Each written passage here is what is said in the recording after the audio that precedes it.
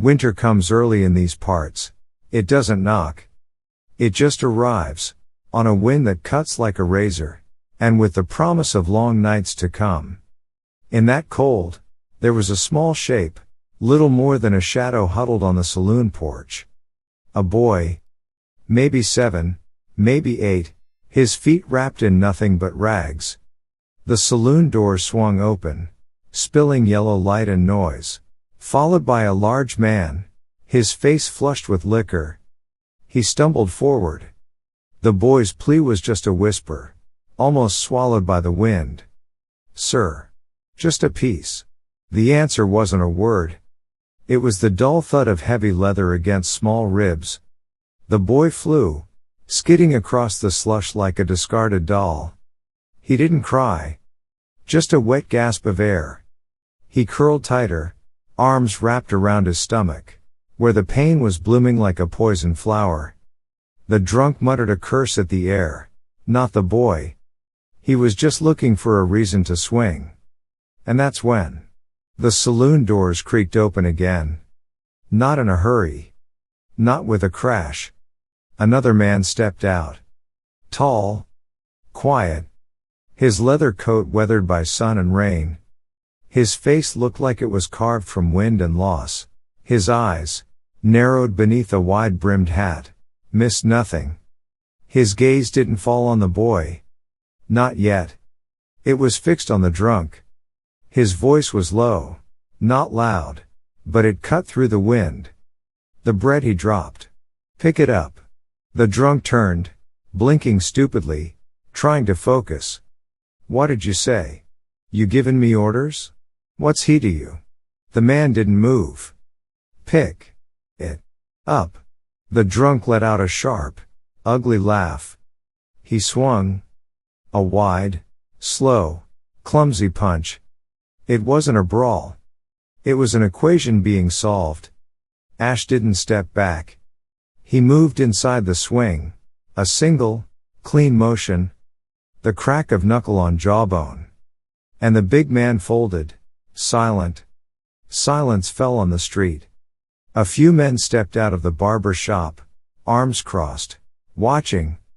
A woman on the general store's porch covered her mouth. No one intervened. They knew the man standing there. They knew Ash Teller.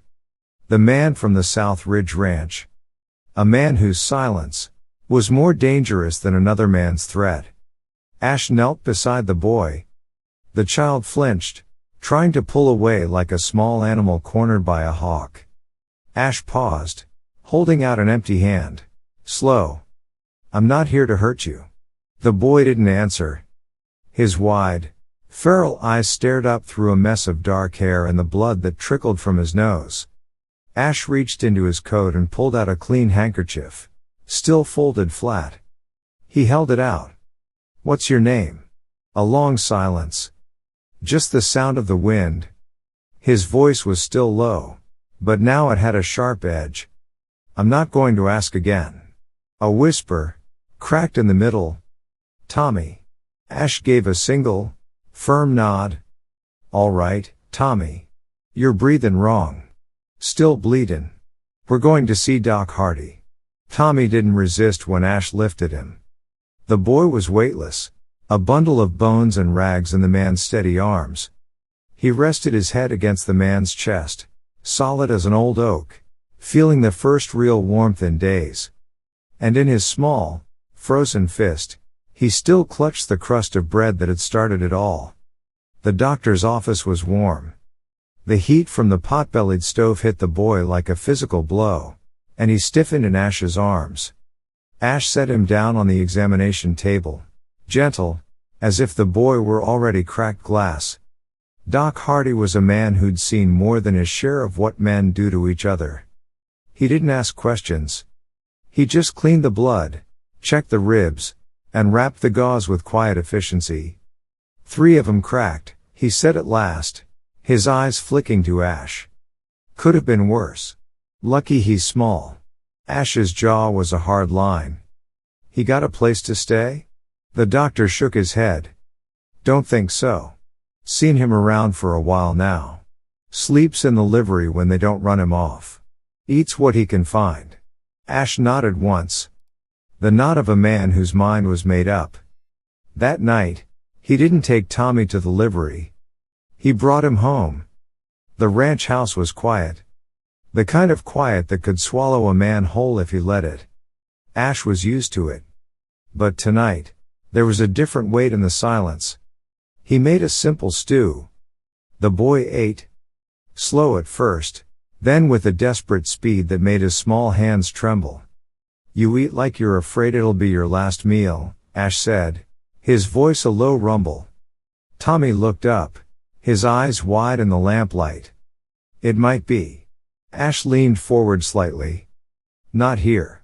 Later, long after the boy had fallen into a deep, exhausted sleep on the settee, Ash sat by the fire. He watched the boy's chest rise and fall. He'd buried a son once.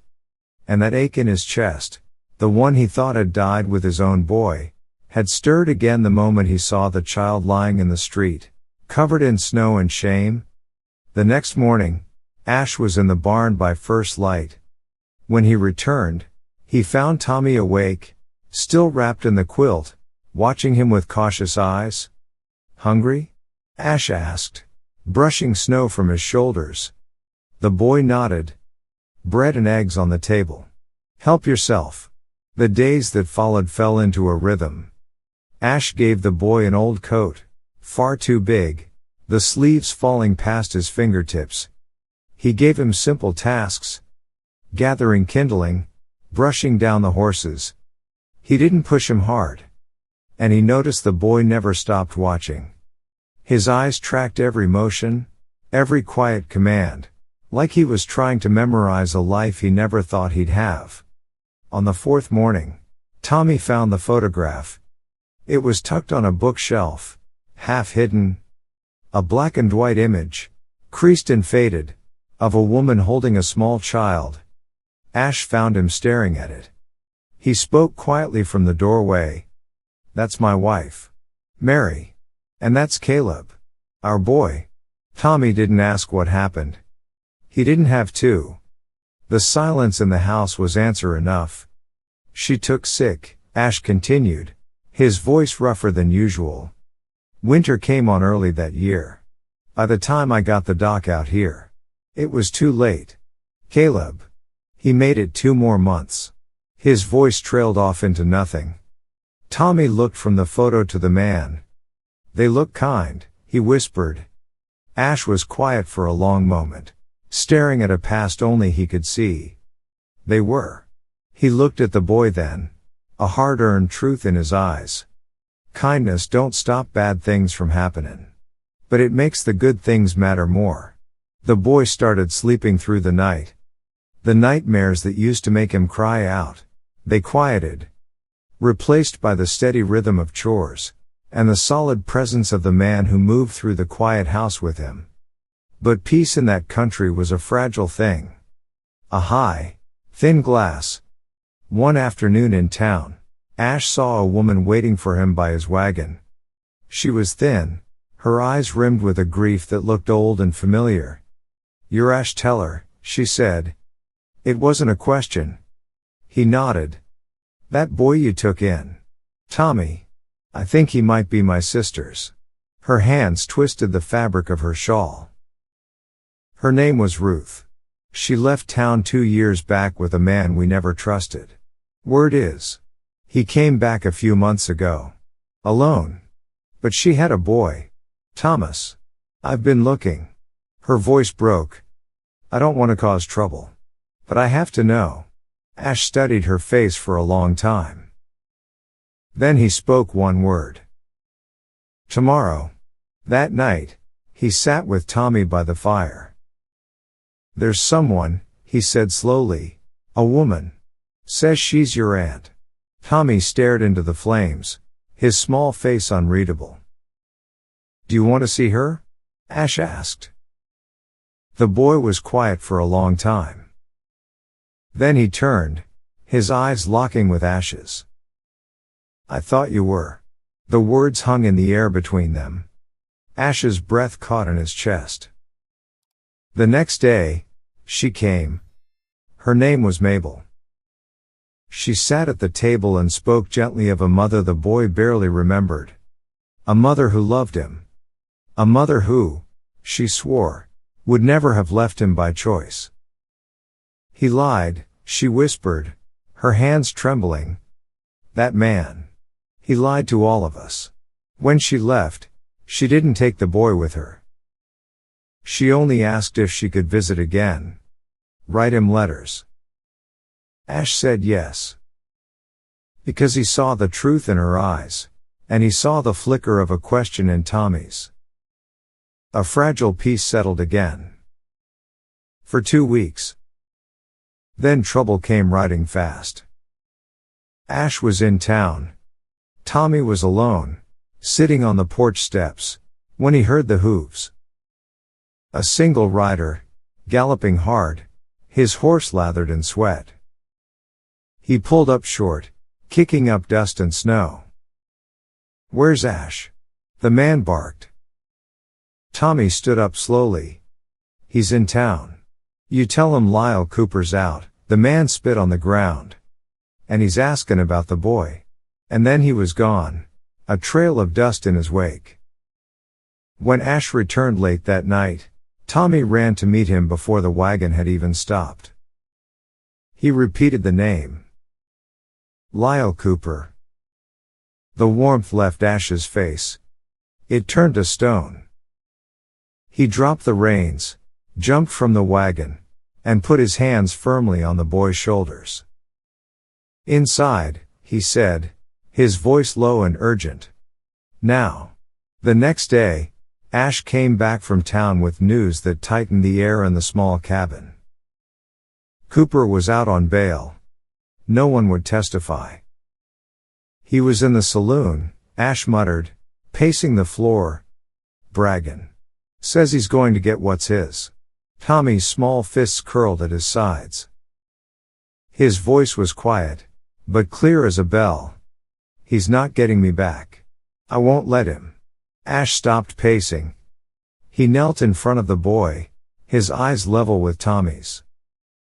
"You shouldn't have to protect yourself," he said, his voice rough with an emotion he couldn't name. "I always had to," Tommy said. "Until now." Ash put a heavy hand on his shoulder. "You're not alone anymore." That night, Ash didn't sleep. He sat on the porch in the biting cold, a rifle across his lap. Breath clouding in the air. Watching. Waiting. And out there, somewhere in the darkness, something moved. The next storm was closer than they thought. The wind howled that night, hammering the roof with fists of ice. But it wasn't the wind that woke Ash Teller. It was the silence that came between the gusts, an unnatural pause, as if something had stepped into the storm and held its breath. He rolled from the bed without a sound, rifle in hand. In the main room, Tommy was already awake.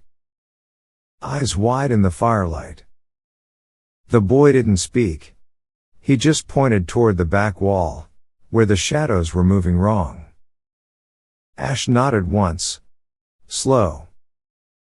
He motioned to the cellar door.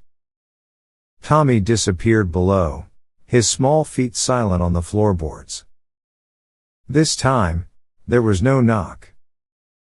Just the sharp crack of a board splitting near the back of the house. Then another sound, softer, like breath against glass. The back window shattered inward. A man tumbled through, shotgun in hand. Ash didn't wait. He fired. The blast echoed through the cabin like a cannon. The man screamed, dropping his weapon and clutching his leg. But before Ash could level another shot, a second figure was on him, larger, faster. They collided. The rifle went flying. Fists slammed into Ash's ribs, sharp and punishing. He grunted, but stayed on his feet, slamming the man against the wall. Get the kid, a voice shouted from outside. Down in the cellar, Tommy crouched behind a barrel, the pistol Ash had given him clenched in his small hands. He could hear the thuds, the crash of furniture, the shouts of strange voices. He steadied his breathing, just like Ash taught him. You don't pull the trigger unless you're sure. Upstairs, the front door exploded inward. 2 more men stormed inside. Ash scrambled for his rifle, backing toward the fireplace. Don't, he warned. The first man rushed forward. Ash fired. The man dropped. The second turned and ran, dragging his injured partner with him. Then, a voice from the doorway froze everything. Cold, calm, filled with poison. Lyle Cooper stepped into the cabin, a revolver in one hand, his eyes as empty as grave dirt. I told you, he said quietly. This wouldn't end clean. Ash didn't lower his rifle. You sent men to kill a child. Lyle tilted his head. I sent them to take back what's mine. His eyes flicked to the blood on Ash's shirt. But then, why are you bleeding for him? Lyle raised his pistol. And that's when the shot came from below. The floorboards directly behind Lyle's feet erupted in a shower of splinters. He stumbled forward, stunned, and that was all the time Ash needed. He fired. Lyle went down hard. The world went silent again, save for the slow crackle of the fire. Ash stood still, breath coming in ragged bursts. Then he turned to the cellar. Tommy emerged slowly, the pistol held in a trembling hand. His face was pale, his knees wobbling, but he didn't fall. Ash knelt, took the pistol, and laid a steady hand on the boy's shoulder. You did what you had to, he said. Tommy's eyes were fixed on the man lying motionless by the hearth. I was aiming for his leg, he whispered. Ash nodded, his throat tight. You gave him a chance. That's more than he gave you. They buried the dead before sunrise. No prayers were said. When the last stone was laid, Ash looked out at the gray dawn. They won't come back, he said quietly. Tommy looked up at him, his small face streaked with dirt. You sure? Ash put a hand on his shoulder. They came to end it. And we ended it first. In the days that followed, the silence in the cabin was different. It wasn't heavy anymore. It was the quiet of exhaustion, the quiet of a storm that has finally passed. Ash fixed the broken window. He built a new door.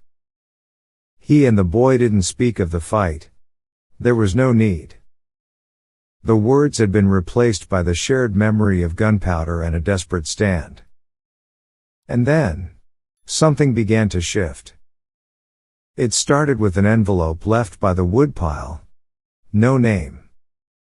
Inside, a letter. To Ash Teller and the boy, whose courage lit a fire too many let die. You did what no lawman dared. The town knows.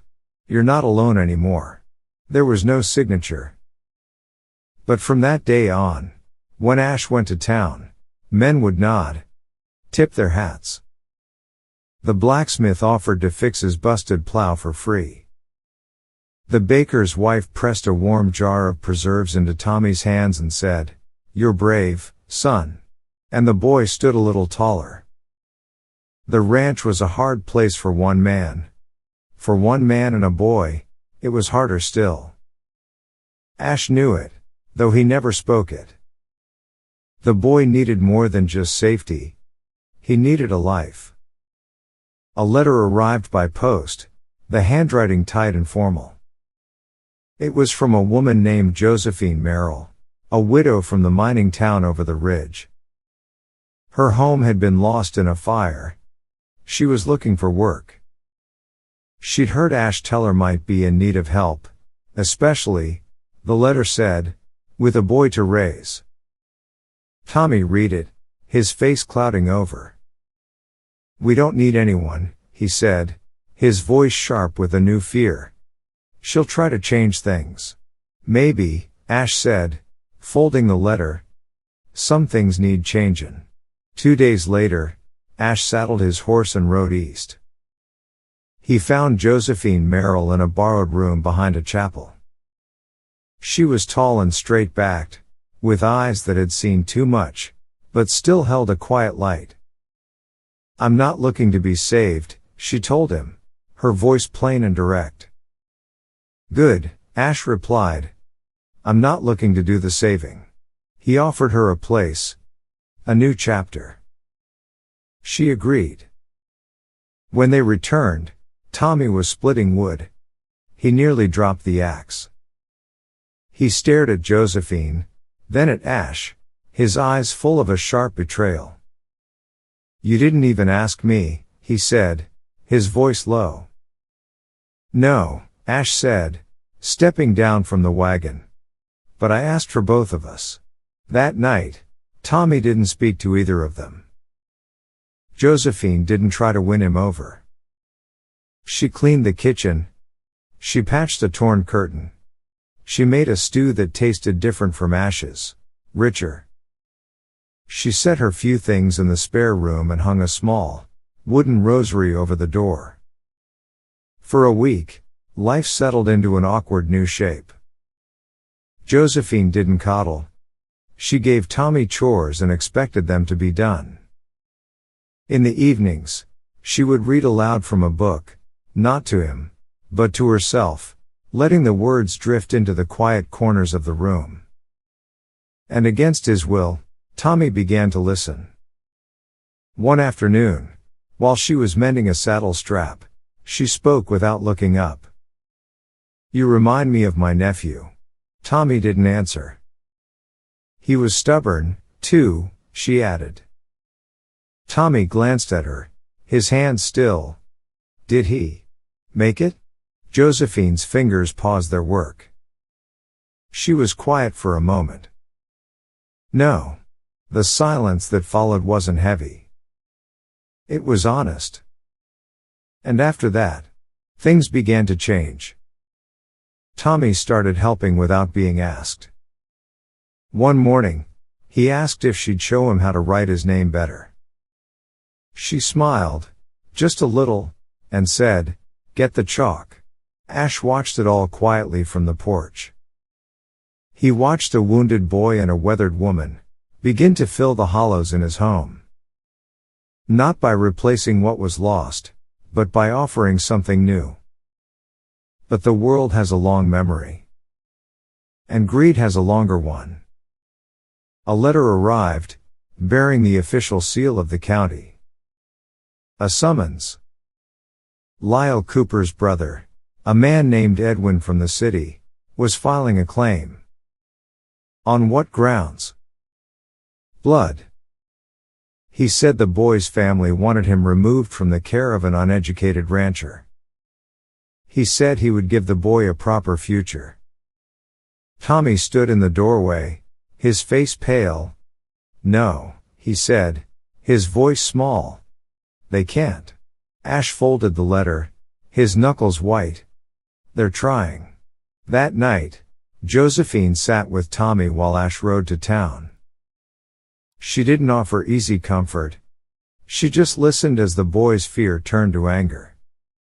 When he was done, she brushed the hair back from his forehead. Sometimes, she said softly, the world tries to tear apart what God is mending. He looked at her, his eyes raw. Will you stay? She took his small hand in hers. They'll have to drag me out by my heels. The courthouse was a world Ash didn't belong to. A place of polished stone and papers, not dirt and sweat. Edwin Cooper stood there in his city clothes, a mustache curled just so, his face smug. He spoke in a smooth, oily voice about blood right and duty. He held up papers and photographs. He pointed a manicured finger at Ash, Can this man even read? Does he have the means to educate this child? Before Ash could answer, Josephine stepped forward. Her voice was clear and strong. I have buried a husband and 2 children, Your Honor. I know what neglect looks like. I also know what love looks like. And that man, she said, pointing to Ash, has loved that child. Not with words. With actions. The judge looked at Ash. Mr. Teller. You haven't said much. Ash cleared his throat. His words were slow, forged in heat and silence. I ain't his blood, Your Honor. That's true. But I know what it is to be afraid. To sleep with one eye open. I saw all that in him the day I found him. He looked at the boy. And I see what he is now. He ain't just fed. He ain't just clothed. He's alive. Ash's gaze met the judge's. My voice ain't the one that should carry the most weight here. His is. All eyes turned to Tommy. He stepped forward, hands trembling, but his voice came out strong. I ain't scared of dark corners no more. I sleep without flinching. He looked at Ash, then at the judge. He never hit me. He never yelled. He just listened. The boy's throat tightened, but he kept going, pointing a small, trembling finger at Edwin. That man. He never looked at me before. Not once. Now he wants me 'cause he don't like the idea of someone else having me. Tommy took a deep breath. But I ain't something to be had. I'm someone to be loved. The room held its breath. The judge took off his spectacles and polished them slowly. This court rules in favor of Ash Teller, he said finally. Legal guardianship is granted. Case dismissed. But a bitter man doesn't accept defeat easily. 2 weeks later, they came at night. Edwin and 3 hired men. They stood near the barn, a lantern swinging. The court spoke. Edwin snarled. But blood runs thicker. You're trespassing, Ash said, a shotgun held loose in his hands. I'm taking what's mine. Then a crack rang out. A warning shot from the cabin window. I've got another one, Josephine's voice called out, steady as rock. And this one won't be aimed at the sky. The men hesitated. And then Tommy appeared in the doorway beside her, holding the old rifle Ash had given him. It trembled in his hands, but he didn't run. His voice, though a boy's, echoed across the yard. We're a family now, he shouted. You want to break that? You'll have to walk through all of us. That was enough. The hired men backed away. Edwin snarled a curse, turned, and disappeared into the darkness. They didn't come back. Later, Ash sat on the porch, Josephine beside him. Tommy sat on the step below, staring out at the stars. Did you mean it? The boy asked softly. Mean what? Ash said. That we're a family. Ash didn't answer right away. Then he reached over and ruffled the boy's hair. I did. Josephine's hand brushed his. And this time, he didn't move away. The summer came on fast that year, as if the land itself was in a hurry to heal. The hills turned green, the creeks ran strong, and the ranch, once a quiet, haunted place, now breathed with new life. Ash walked a little slower these days. Not because his body was failing him, but because he no longer had to rush. Tommy was beside him most days, his steps lighter, his eyes full of questions instead of fear. And Josephine, she filled the quiet rooms just by being in them. One evening, they told Tommy they were going to build him his own room. Fix up the old storage space off the back. He didn't cheer. He just sat there a moment, blinking fast. Then he whispered, Can I pick the color? Ash smiled. A real smile. You can paint the whole wall if you want. They cleared the room out together. 3 sets of hands pulling nails, sweeping dust, patching cracks. It wasn't just a room being built. It was a future. But the land still had its seasons. And that winter, Josephine fell ill. It started as a cough, then a fever that refused to break. The doctor recommended sending her to the town infirmary. No, Ash had growled, his voice a low threat. She's not dying in some stranger's bed. She's staying here. With us. Tommy helped. He brought cool cloths for her forehead. He read to her from the Bible when her voice grew weak. He cared for her with a gentleness that went beyond his years. Ash rarely slept. He sat by her bed, his large, rough hand holding hers, until one cold February morning, the fever broke. Her eyes, tired but clear, met his. He didn't cry. He just leaned his forehead against hers. "Don't you ever do that again," he whispered.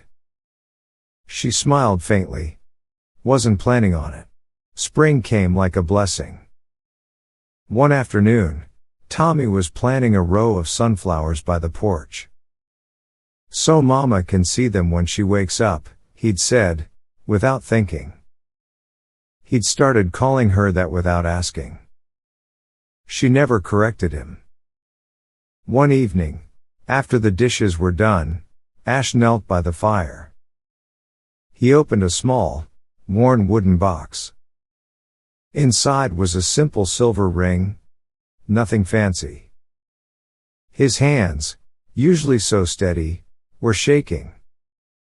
Josephine looked up from her mending. Ash cleared his throat. "I don't have poetry. Don't have a preacher's way with words." He looked at her, his heart in his eyes. "But I know this. I was half dead when you showed up. And now, I can't picture this house without your footsteps in it. Can't picture a morning without your humming. Can't stand the thought of growing old without you sitting beside me." He opened the box fully. "So, I'm asking plain. Will you stay? As my wife?" Josephine didn't speak right away. She walked over, knelt beside him, and took his weathered face in both her hands. "I was yours," she said softly, "the moment you made room for a broken woman in your quiet world." She reached into the box and slipped the ring onto her own finger. They stayed there for a long time, beside the fire, as the sky outside turned from gold to indigo. Tommy watched from the doorway, grinning through tears he didn't bother to wipe away. And though there was still hardship ahead, there always was, they stood firm. 3 souls, pieced together by pain, stitched by care. They weren't perfect. But they were a family. The kind you build from scratch. And hold on to with everything you've got.